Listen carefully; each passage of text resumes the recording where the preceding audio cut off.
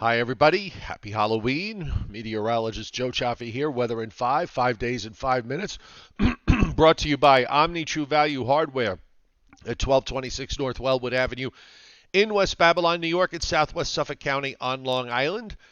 And as October closes and tomorrow November begins, remember that Omni is your go-to place for everything you need when it comes to taking care of winter weather problems, and that includes getting plenty of rock salt, especially for those of you who are in the snow removal business. Omni is Long Island's largest rock salt provider, and they have the best prices anywhere. 631-756-1125. The website, omnitruevalue.com. Well, we don't have any real big problems to deal with during the day side today. As we take a look at the satellite loop, a couple of things that stand out. One is the fact that we have a developing low that's well to the east of the Virginia coast. And there's actually been a little bit of an increase in shower and thunderstorm activity. Who knows, maybe this, could wind up becoming something tropical after all, even though the Hurricane Center is not really talking about it. For now, it's not tropical, but it's not really important to the scheme of things, other than the fact that it is holding the general ridge position that we are in the eastern part of the United States. And you couple that with a potential tropical cyclone down in the Caribbean, which you just can barely see here on the northern edge of the the bottom of the satellite loop in the Caribbean. That's just going to again reinforce that ridge, and any weather systems that come to the east are going to pretty much weaken and fall apart. And that's what's happening with the system that's out to our west. It's really not that well defined. You're not seeing any kind of you're not seeing the bright white high cloud tops that you normally see with a system coming in that has a little bit of punch to it. So overall today, I think we're going to be in pretty good shape for eastern Pennsylvania to southern New England. Just arriving clouds. We've got some sun in the mix too, and temperatures that are going to be in the 60s. And here's a close-up view of the loop this morning as you see those clouds to the west starting to roll in, but there's a lot of breaks in there. So I think we're going to be in fine shape. If you got little ones going out for trick-or-treating, or maybe not so little ones going out for trick-or-treating later today after school, I think they're going to be okay. Now, we look at the radar, and you see these showers here that are coming into central and western Pennsylvania. There's actually even a little bit of an arm that's coming into south central PA.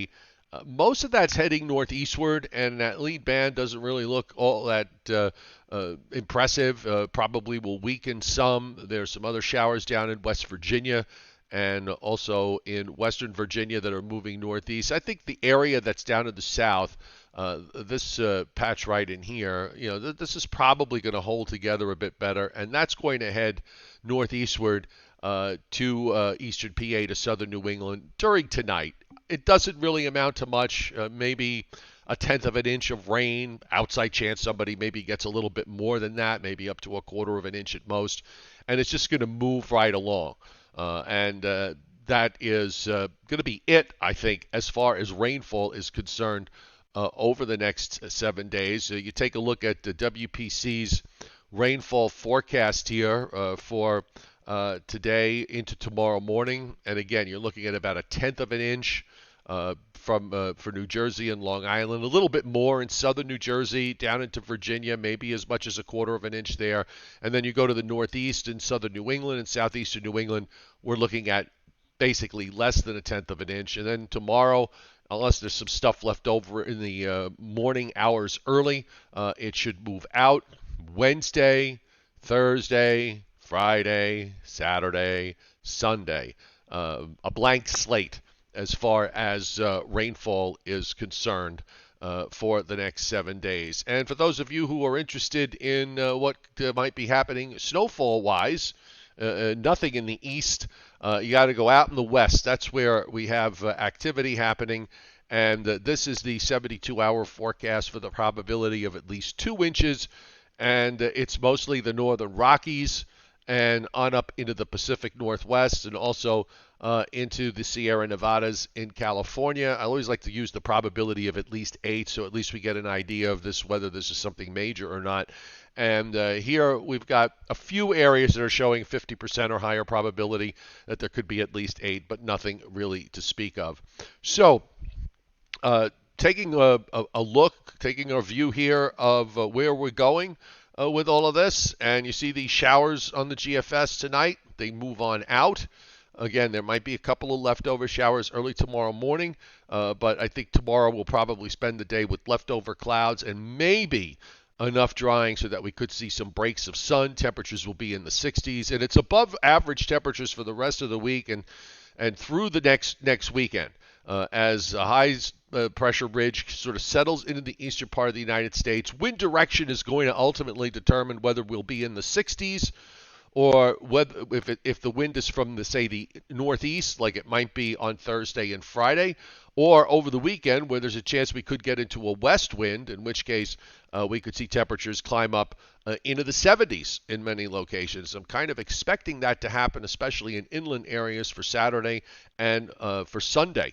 The next round of rain, well, it may not come until the middle part of next week when we see the models pointing to a pattern change and a cold front coming through and then a chillier pattern setting up just in time for the middle of the month. Now, a lot of this is going to depend on what happens down in the tropics because if we see some models showing some tropical cyclone development like the GFS, if you look off the southeast coast in the longer range, the model's been doing this a lot lately, and you have to be suspicious because it's been wrong about it. On the other hand, you see the models that don't show much in the way of tropical development are showing a much cooler pattern coming in for the middle part of November and beyond. So just bear that in mind. We're still going to have to see what whether that winds up being the case. Again, that may depend on whether we see tropical development or not. Weather in 5 brought to you by Omni True Value Hardware at 1226 North Wellwood Avenue in West Babylon, New York. 631-756-1125 is your phone number, and the website omnitruevalue.com.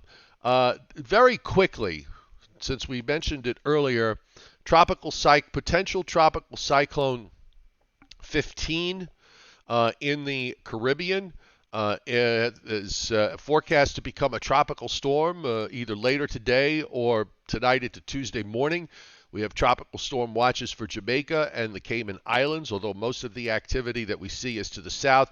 It is forecast to become a hurricane before making landfall in Belize sometime Wednesday night, and then moving west-southwest from there. So obviously no impact to the United States. We don't think this is going to turn and go into the Gulf of Mexico thanks to the upper high that is like a brick wall and lying just to the north. And we, of course, will be talking about this more the Joe and Joe Weather Show tonight at 7:35 Eastern Time. So we hope to see you then.